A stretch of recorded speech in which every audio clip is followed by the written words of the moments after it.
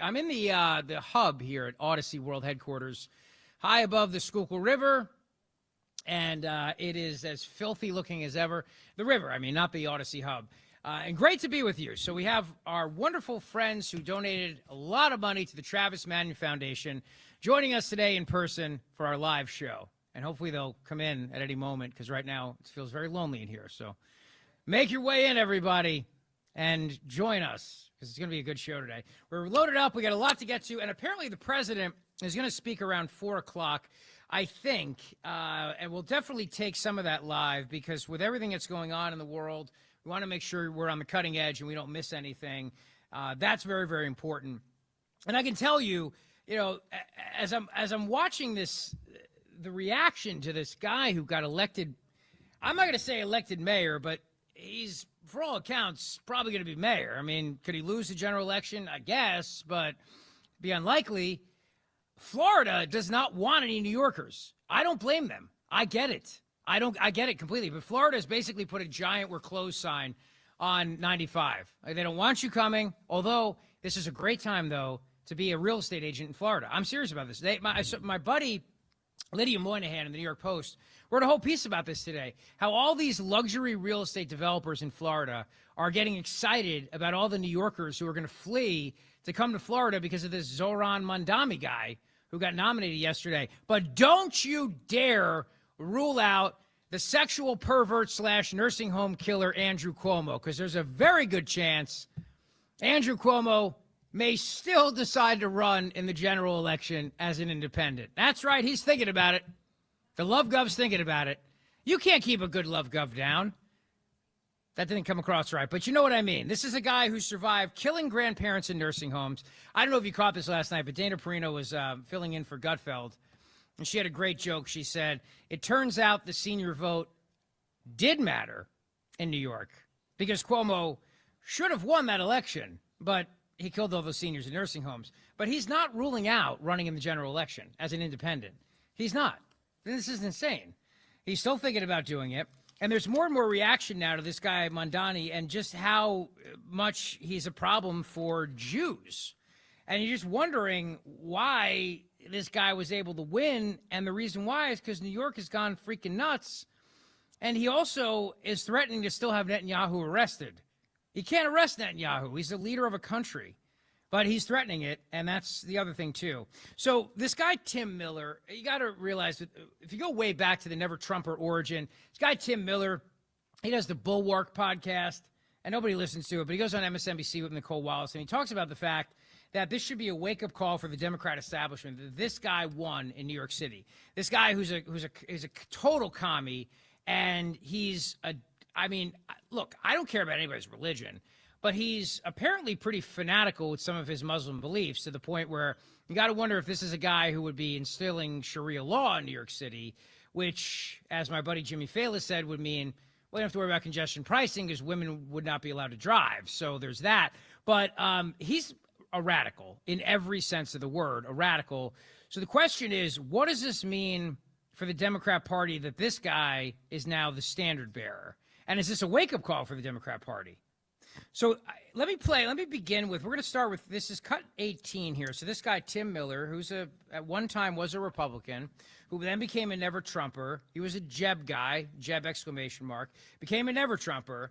And then now he's basically kind of playing in this pool of the beta males for Kamala and anyone but Trump. And so, but also not really any Republican either, unless they're really very much a pro-war Republican like Nikki Haley or somebody like that.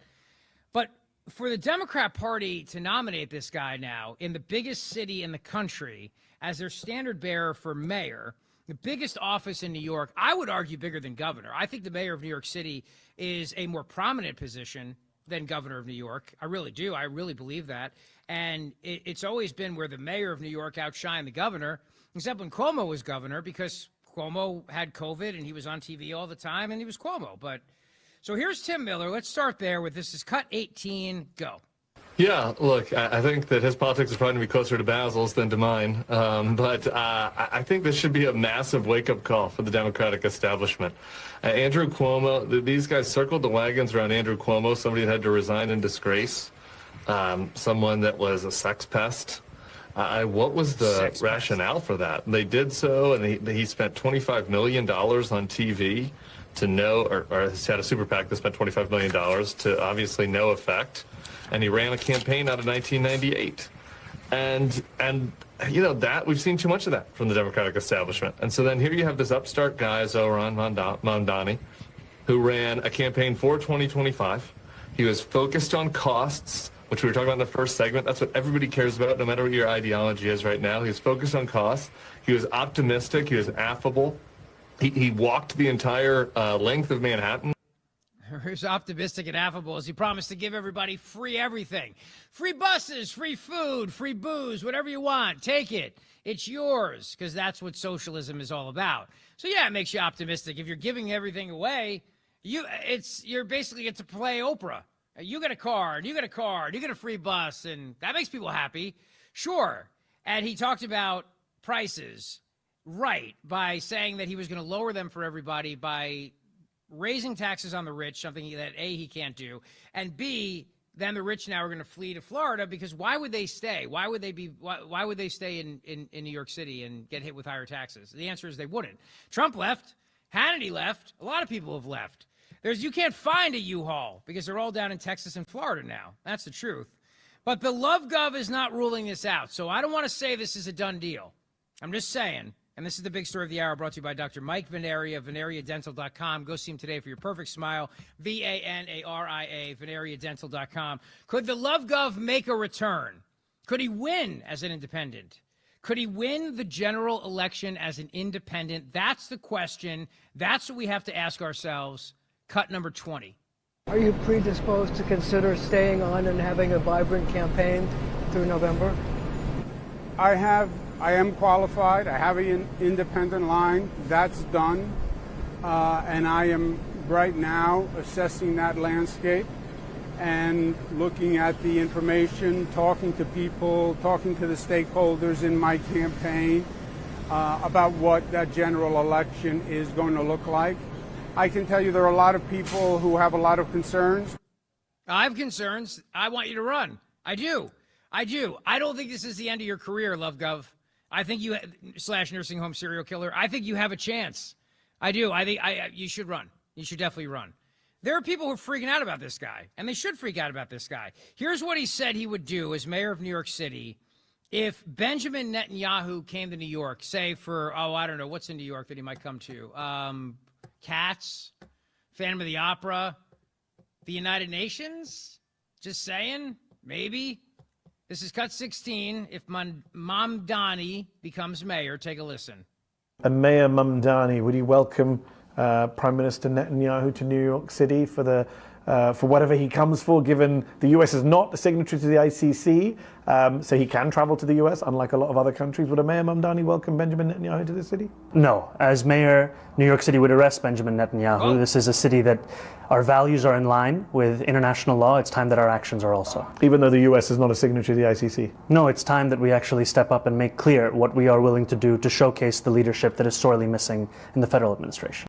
Wow, that's something right there. So he would arrest Netanyahu. Let's understand this now. He would arrest him, and he can't arrest him because he's got diplomatic immunity.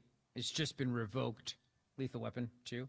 But nevertheless, he would do that, and that shows you what a radical this guy is. Now, James Carville, the Raging Cajun, let's cue up cut 21. He doesn't think Mamdani can win the general election. He's not so sure about this.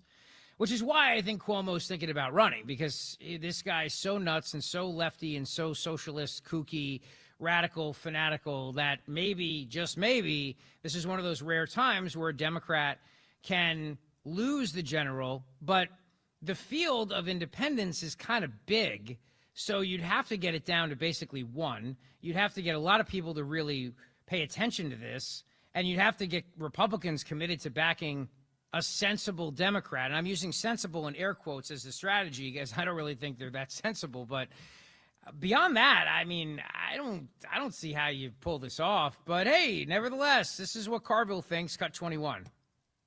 And the one other thing he has said that he has not walked back is that he was for global intifada. I don't think that's a good idea.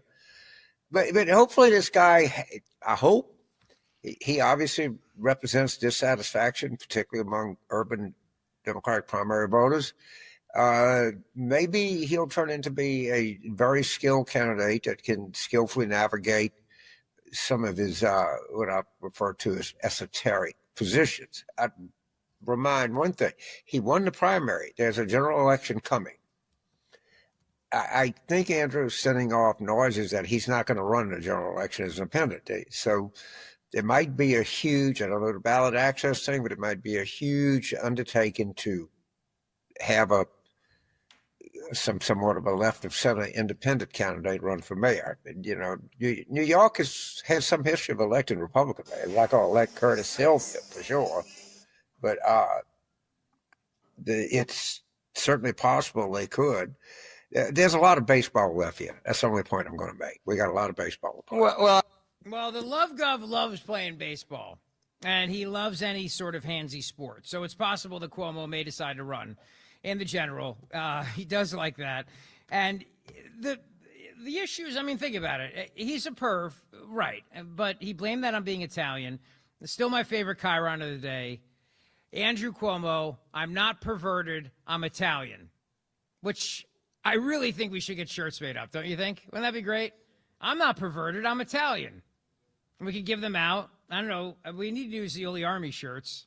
Zeoli Army. I'm not perverted, I'm Italian. And it becomes the ultimate excuse for everything. But that's what he said.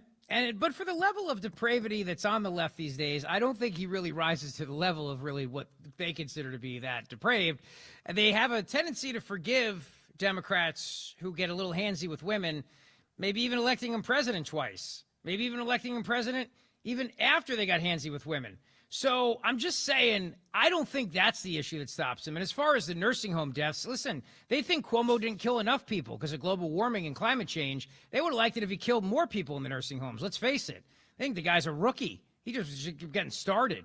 So that's not the reason why he didn't win. And so if he runs in a general election, could he beat this guy, Mamdani, if everybody wakes up to just how radical he is? It's possible. Anything's possible, but I'll tell you one thing. The Democrats want this guy gone. They want him gone in a big, big way. Here he is now saying that he is going to stop Trump's fascism and the ICE deportations. This is what he's going to do, among other crazy things he wants to do. And then I'll play you Tom Homan's response. So cue up cut 15 here. Tom Homan's response to this is priceless, as you can imagine, because Tom Homan is the GOAT, of course, the beast of deportations. Cut 15. Where buses are fast and free. Where childcare doesn't cost more than CUNY. And where public safety keeps us truly safe. And it's where the mayor will use their power to reject Donald Trump's fascism. To stop mass ICE agents from deporting our neighbors. And to govern our city as a model for the Democratic Party. I'll tell you what Tom Homan said when we get back, but you're definitely going to want to hear that, no doubt about it. And you will enjoy that response. We got great guests coming on the show today, including our buddy Dr. Wilfred Riley, his triumphant return to the show. We're expecting to hear from the president a little bit later in the show today, and we'll keep you posted. I'll tell you what Caroline Leavitt said today at the White House press briefing. We got a lot of audio for you, and of course your phone calls 855-839-1210. We're live in the hub at Odyssey. We got some great friends here. I'll tell you who's here joining us today when we get back. So don't go away.